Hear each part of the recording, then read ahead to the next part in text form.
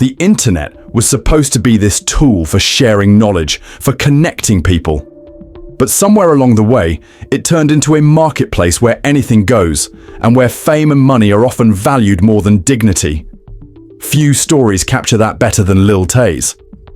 She blew up online before she even hit double digits, built on a persona of flexing wealth and insulting anyone who didn't measure up. And now, years later, she's returned. But the picture is far darker than it ever was before. This is the disturbing return of Lil Tay. You already know what it is. Lil Tay, the youngest flex of the century. I'm only 9 years old, but I'm richer than all y'all broke haters. This female kitchen is bigger than your whole entire living room, and I got 4 more houses. When Lil Tay first showed up online at just 9 years old, she called herself the youngest flexer of the century. She was a kid swearing at the camera, waving piles of cash, and showing off luxury homes and cars she said she owned. Her closet was full of designer. Her toilet cost more than your rent. At least, that's what she wanted people to believe. Behind the scenes, it was her older brother Jason feeding her lines, telling her to be more ignorant so the clips would get more attention. Her mum, Angela Tian, even used her boss's cars and real estate listings as props, which later cost her the job. From the beginning, it wasn't organic, it was staged. And right away, people asked the question, was this a kid having fun, or was it exploitation? That question blew up when Lil Tay went on Good Morning America. Critics grilled her about her parents, her foul mouth, and the fake luxury she flaunted. Tay insisted it was all her choice, but the coaching clips told another story. On top of that came accusations of racism, feuds with Bad Baby and Wah Vicky, and the general sense that she was more of a punchline than a star. Eminem even dragged her name into his killshot diss against MGK, treating her as a symbol of clout-chasing culture. And then she disappeared. Around 2018, her accounts were wiped clean, and for nearly 5 years, the only signs of life were occasional cryptic Instagram stories, like one that just said, "Help me." Then, in August 2023, her verified Instagram posted that both she and her brother Jason had died. Fans and media outlets mourned instantly, but things didn't add up. Her father wouldn't confirm it, her old manager wouldn't either, and police in both Los Angeles and Vancouver said there were no death investigations. A day later, the post vanished, and Lil Tay reappeared, saying she was alive, and her account had been hacked. It was bizarre, it was disturbing, and it hinted that something much darker was happening behind the scenes. Soon after, she went live and accused her father of controlling her career and stealing her money.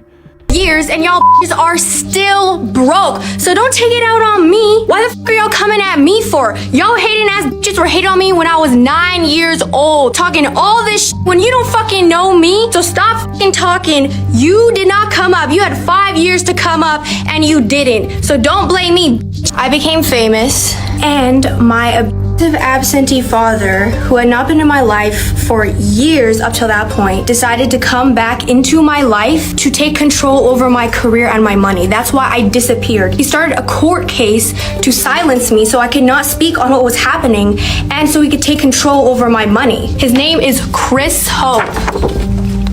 This is him. This is Chris Hope. I remember one time, it was the middle of the night, and I was awakened by them next to me in the bed. And I could literally, she had her hand on my leg, and I was frozen in place. I was so young at that time. I had no fucking idea what was going on, and I was just frozen in place. And then I moved, and then that's when she took her leg off my hand. They were literally in bed next to me. They did not care, and they were literally disregarding the fact that I was even there. That's fucking insane. When I was living with them, they were still doing the most out-of-pocket sexual shit in front of me. She would get out of the shower, and she wouldn't even put clothes on, and they were always playing these sexually inappropriate movies in front of me, openly in front of me. So those were the norms in this household. If her son did anything wrong, it would become my fault. And she punched me, she pinched To me, pitching me was a really big thing. Chris made me shove me, and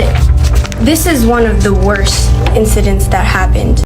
She claimed he had been absent for years, only to return when she became famous, and that he silenced her with court cases. She accused him and her stepmother of emotional and physical abuse, and even claimed he swatted her house to stop her from speaking out. He denied everything, calling it lies and threatening lawsuits. But once again, the line between truth and manipulation was impossible to pin down. That's become the defining part of her story. Nobody can tell what's real and what's staged. Her brother argued with her on live streams about whether she should drop the link to her OnlyFans. She claimed she was a homeless millionaire, flexing that she was worth 10 figures while also saying she'd been kicked out. Everything was turned into content, whether it was a breakdown, a fight, or a supposed family crisis. And that's what makes Lil Tay so disturbing. She isn't the first child star pushed into the spotlight by adults, but she's one of the clearest examples of how social media has supercharged that exploitation. Platforms don't verify ages.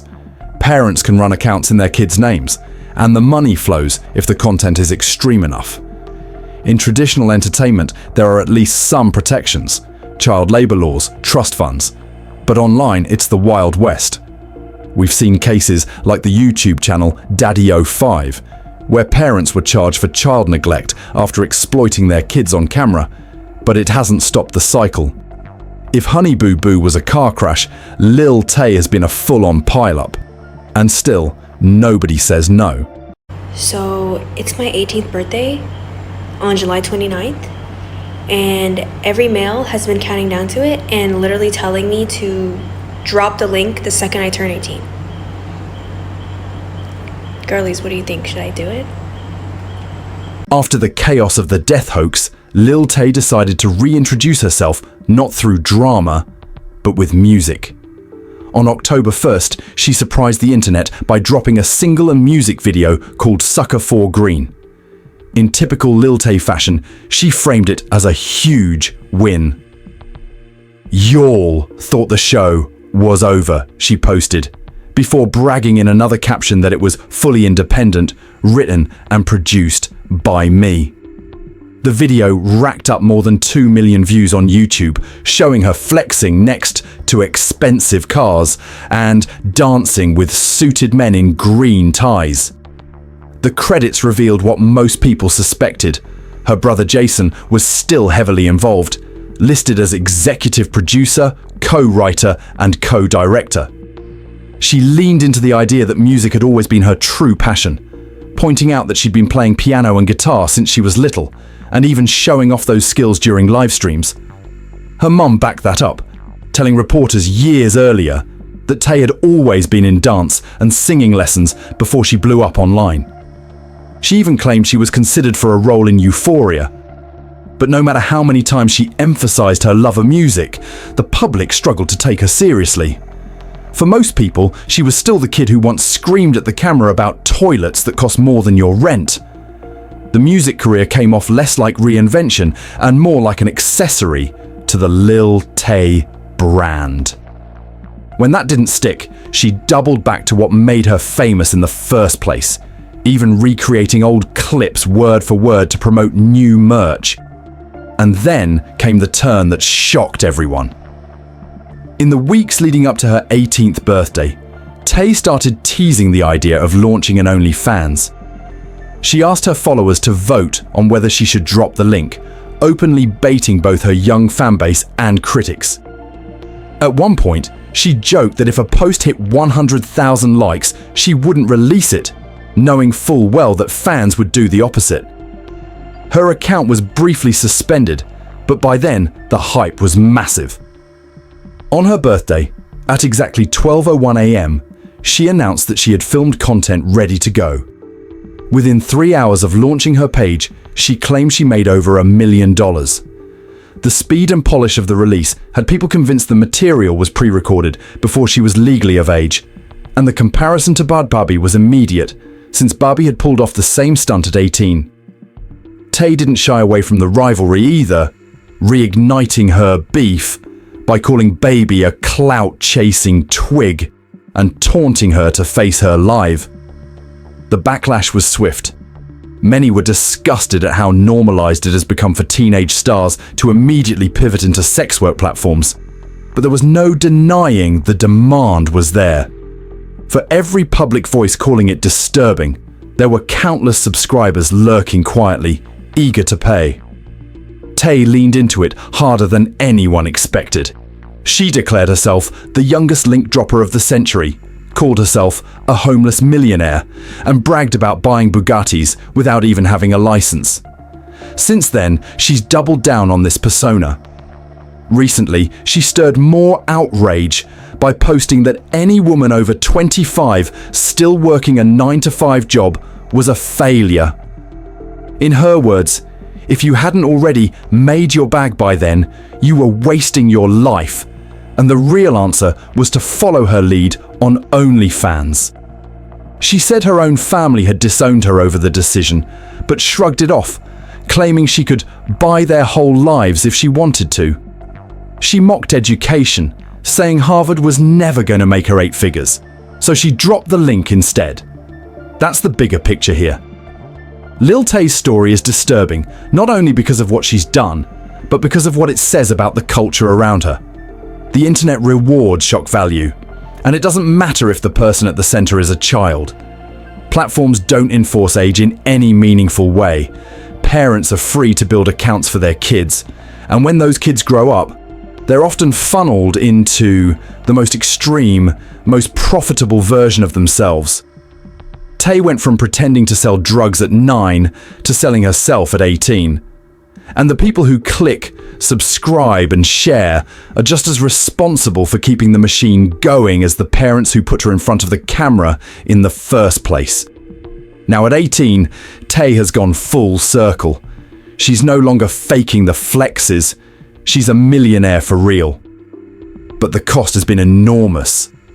What started as a childhood gimmick has turned into a life defined by controversy, exploitation, and spectacle. The question isn't whether she's winning or losing, because in terms of money, she's doing better than ever.